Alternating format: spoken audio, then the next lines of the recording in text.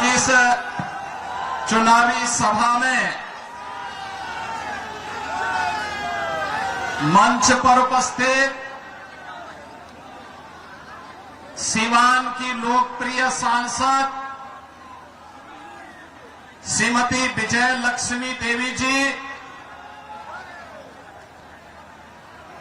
Bharatiya Janata party के जिला के अध्यक्ष श्री राहुल तिवारी जी, जिलाध्यक्ष जदयू श्री चंद्रकेतु सिंह जी, जिलाध्यक्ष लोजपा श्री महादेव पासवान जी, भारतीय जनता पार्टी के राष्ट्रीय मंत्री श्री अरविंद मेनन जी, उत्तर प्रदेश विधानसभा के सदस्य श्री आकाश सक्सेना जी,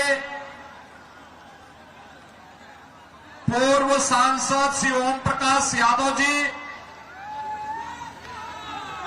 भारतीय जनता पार्टी के वरिष्ठ नेता श्री जितेंद्र स्वामी जी, पूर्व मंत्री श्री विक्रम कुंवर जी, विधान परिषद के पूर्व सदस्य श्री मनोज कुमार सिंह जी,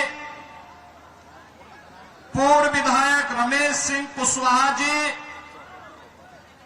अजय सिंह जी, अनिता कुशवाहा जी, संगीता यादव जी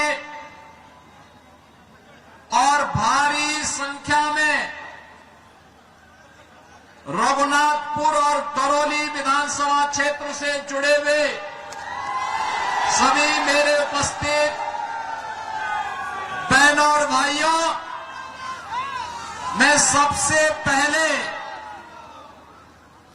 इस पावन धरा को कोटि कोटि नमन करते हुए आप सभी का मैं अभिनंदन करता हूं।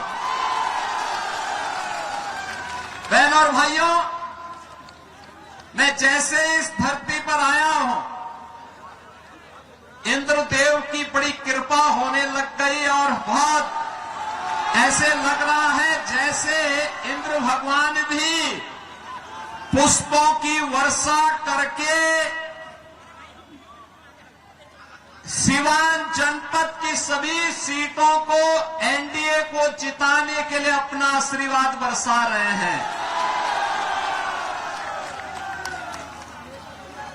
बहनों और भाइयों,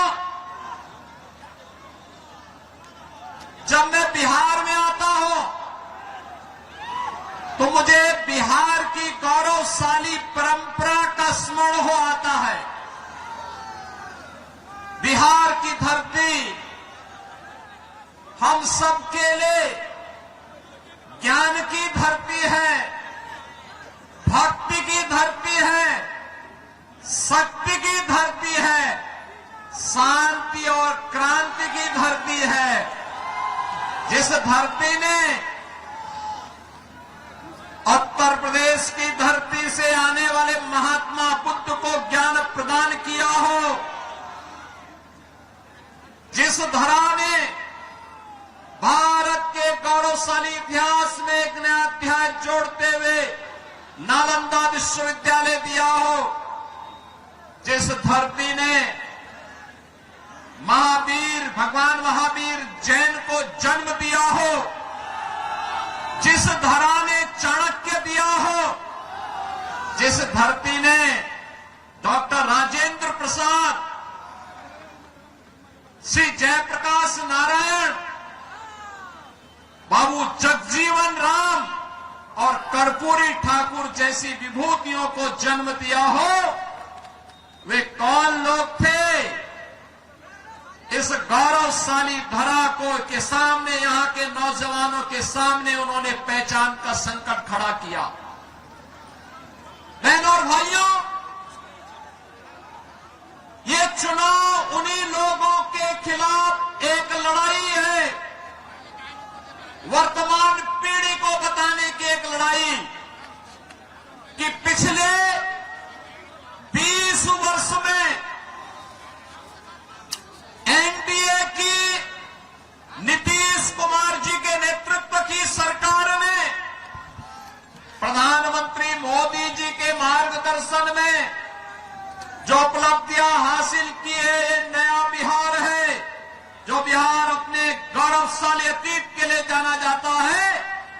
उसी गौरवशाली अतीत के साथ बिहार को, वर्तमान बिहार को जोड़ने की इस यात्रा जो 2005 के पहले धूमिल हो चुकी थी, पहचान के संकट के दौर से गुजर रही थी, उसी बिहार को पुनः उसकी प्रतिष्ठा दिलाने के लिए डबल इंजन की ये सरकार वर्तमान में कार्य कर रही है। बहन और भाइयों, मुझे आश्चर्य हुआ जब मैं रघुनाथपुर में आया और रघुनाथपुर में आकर के मैंने देखा कि आरजेडी ने यहां से जो प्रत्याशी दिया है वो अपनी खानदानी आपराधिक पृष्ठभूमि के लिए इस पूरे क्षेत्र नहीं, देश और दुनिया में कुख्यात रहा है। नाम भी देखो ना, जैसा नाम वैसा काम, जैसा नाम वैसा काम। और बहनों और भाइयों, इसीलिए तो मैं कहता हूं, हमने यूपी के अंदर एक बात कही कि भाई देखो, अपराध और अपराधियों के प्रति जीरो टॉलरेंस, और जीरो टॉलरेंस के तहत आज आप देख रहे होंगे आरजेडी और उनके लोग आज भी अयोध्या में श्री राम जन्मभूमि पर भगवान राम के मंदिर का विरोध कर रहे हैं। सीतामढ़ी और उसके आसपास के क्षेत्र में मां जानकी के भव्य मंदिर के निर्माण और कॉरिडोर के विकास के लिए किए जाने वाले कार्य का विरोध कर रहे हैं। यह आरजेडी के लोगों को बताना चाहिए, अयोध्या में श्री राम जन्मभूमि पर भव्य राम मंदिर का निर्माण होने के पहले उत्तर प्रदेश की डबल इंजन की सरकार ने प्रधानमंत्री मोदी जी के नेतृत्व में अयोध्या में राजर्षि दशरथ जी के नाम पर मेडिकल कॉलेज का निर्माण पहले किया, महर्षि वाल्मीकि के नाम पर इंटरनेशनल एयरपोर्ट का निर्माण किया, और फिर 500 वर्षों के कलंक को मिटाते हुए भगवान राम के भव्य मंदिर के निर्माण का मार्ग भी प्रशस्त किया। बहनों और भाइयों, मैं पूछना चाहता हूं, आरजेडी ने राम मंदिर के रथ को रोकने का पाप किया था, आरजेडी ने पाप किया था। कांग्रेस कहती थी कि राम तो हुए ही नहीं। इनका पार्टनर समाजवादी पार्टी उत्तर प्रदेश में राम भक्तों पर गोलियां चलाती है, और ये लोग जब भी इन्हें अवसर मिला, एक ने बिहार के अंदर, एक ने उत्तर प्रदेश के अंदर, वहां के नौजवानों के सामने, वहां के नागरिकों के सामने पहचान का संकट खड़ा किया। लेकिन बहनों और भाइयों, डबल इंजन की एनडीए की सरकार अब पहचान के संकट के लिए मोहताज नहीं। हर बिहारी आज अपने गौरव के साथ सीना तान करके देश और दुनिया के अंदर जाता है, अपनी पहचान को प्रस्तुत करता है। अब बिहार में क्या नहीं है, अब बिहार में सब बात, अच्छी सड़कें हैं, और हम लोगों ने 6100 करोड़ रुपए की लागत से अयोध्या धाम को सीधे सीतामढ़ी से जोड़ने के लिए राम जानकी मार्ग के निर्माण के काम को भी स्तर पर आगे बढ़ाया है। आज बिहार में एयरपोर्ट है, मेडिकल कॉलेजेज हैं, इंजीनियरिंग कॉलेजेज हैं, और आज बिहार में पलायन नहीं, आज यहां पर प्रगति के नए नए प्रतिमान स्थापित करने की दिशा में बिहार आगे बढ़ा है। गरीब कल्याणकारी योजनाओं का लाभ गरीबों को मिल रहा है।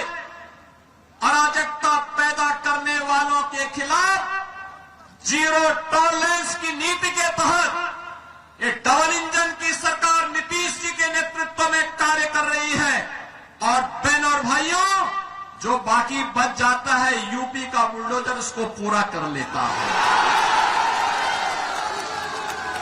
और मैं तो आप सबसे यही कहने के लिए आया हूं, एनडीए यहां पर सभी नेताओं ने प्रधानमंत्री मोदी जी के नेतृत्व में, उनके मार्गदर्शन में, नीतीश जी के नेतृत्व में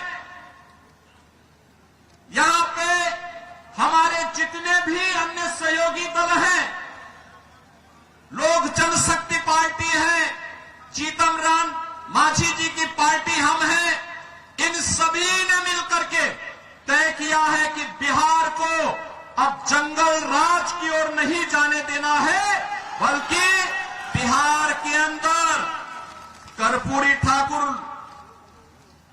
बाबू जगजीवन राम, डॉक्टर राजेंद्र प्रसाद जी और जयप्रकाश जी की विरासत को आगे बढ़ाते हुए एक जन राज के रूप में बिहार को आगे बढ़ा करके यहां की एक एक व्यक्ति की आवाज को सरकार तक पहुंचाने की सरकार फिर से यहां पर बनानी है।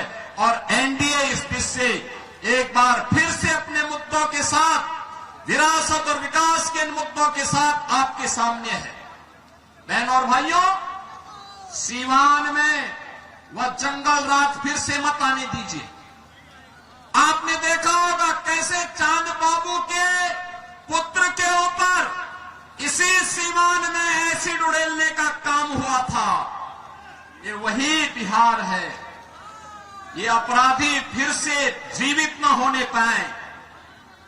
ये कांग्रेस को, आरजेडी और समाजवादी पार्टी जैसे दलों को शोभा दे सकता है कि वे किसी पेशेवर अपराधी और माफिया को गले लगा करके किसी बाबर और किसी औरंगजेब की मजार में जाकर के सजदा पड़े, लेकिन यहां किसी सच्चे भारतीय को शोभा नहीं देता है।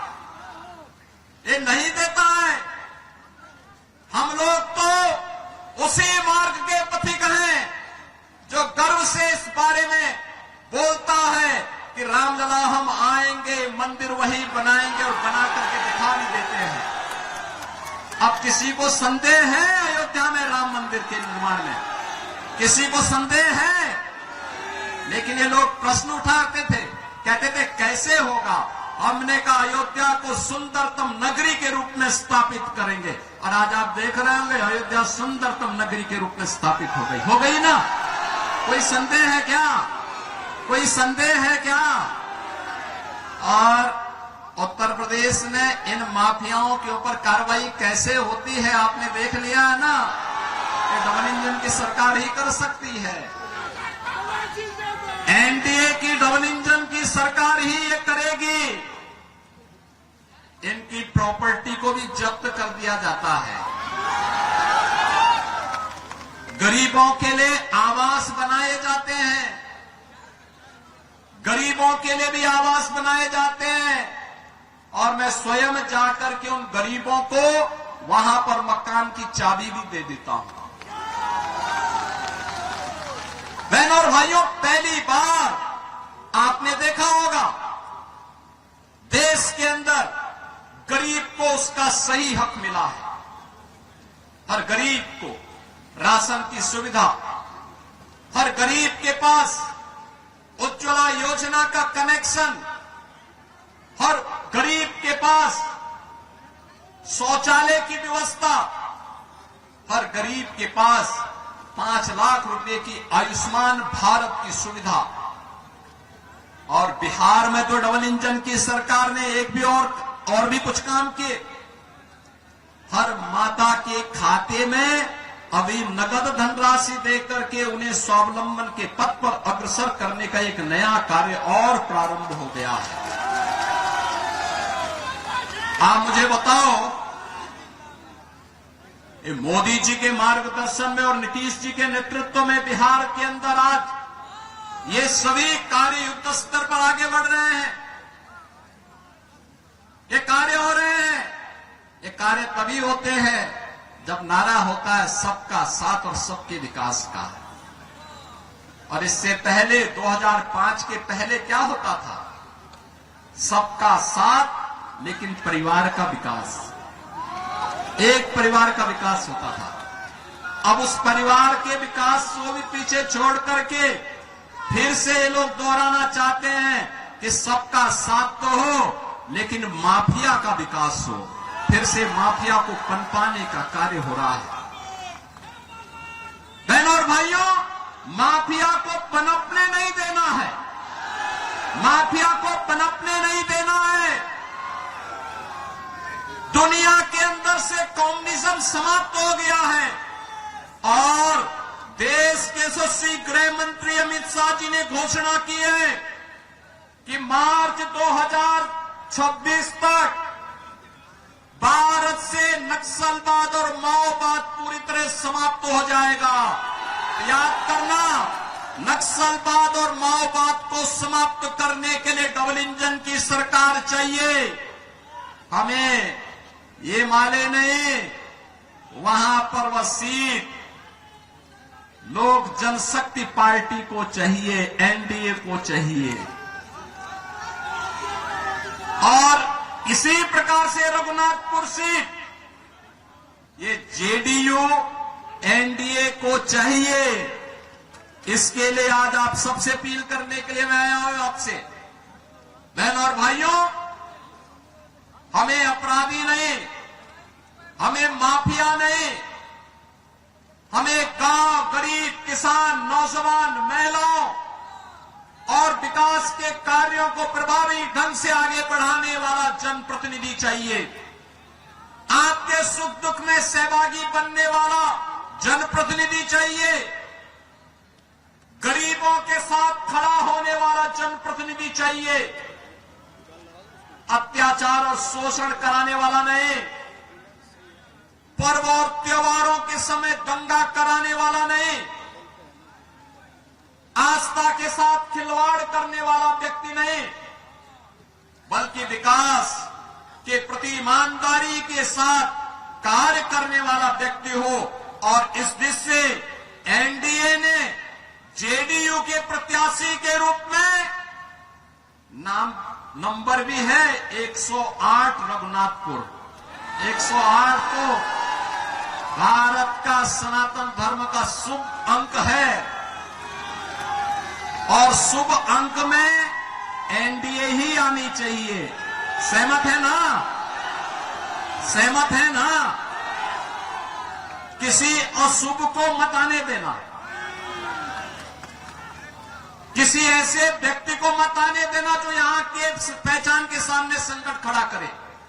तो श्री विकास कुमार सिंह को रघुनाथपुर से और दरौली से श्री विष्णुदेव पासवान जी को,